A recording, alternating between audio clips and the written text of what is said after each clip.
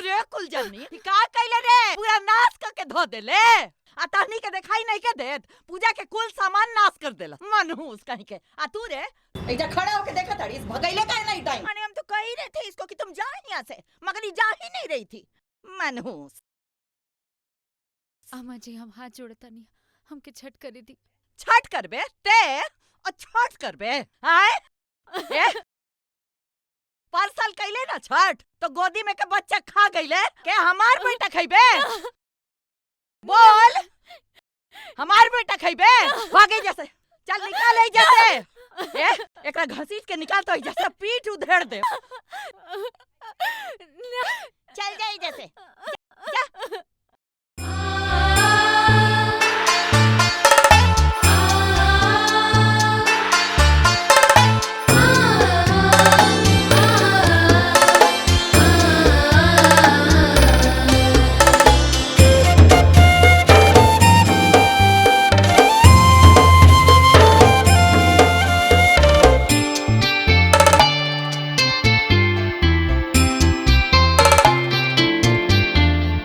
बेटा दे के छीन लेहलो,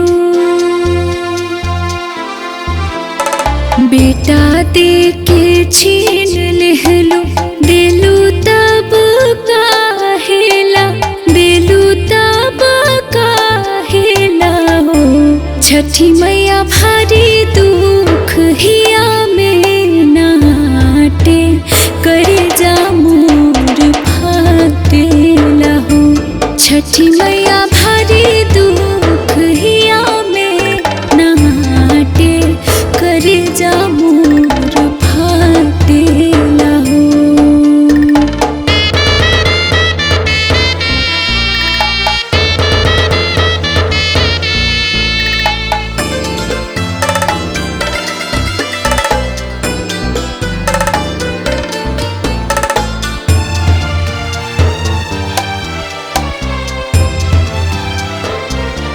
रहे करा से निक हम बाझिन, दुना दुखवा जियरवा के जार नानो हो।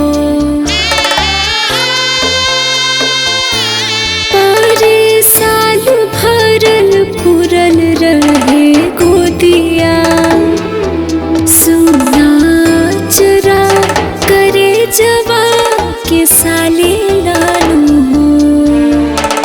रही बड़ भागिन भैनिया भागिन, भैनिया भागिन हो। छठी मैया के हो ना विपतिया बाटे, करे जा मोर फाटेला हो।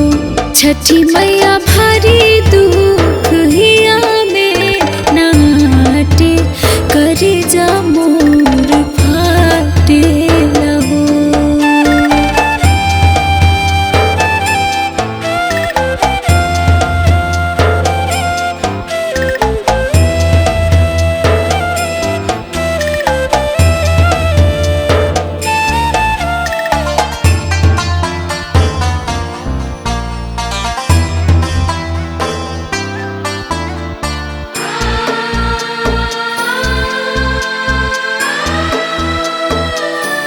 काहे लोग कैसन पाए कर करमवा, भैलो नाही भैल ताना लोग मारे लानू हो।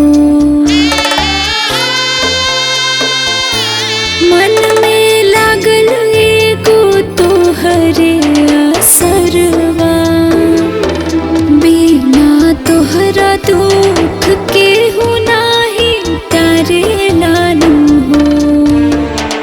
तोहरे पास बाटे बड़ी विश्वास बाटे, बड़ी विश्वास बाटे हो। छठी मैया तू जाके हो भगिया न काटे, करे जा मोर फाटेला हो। छठी मैया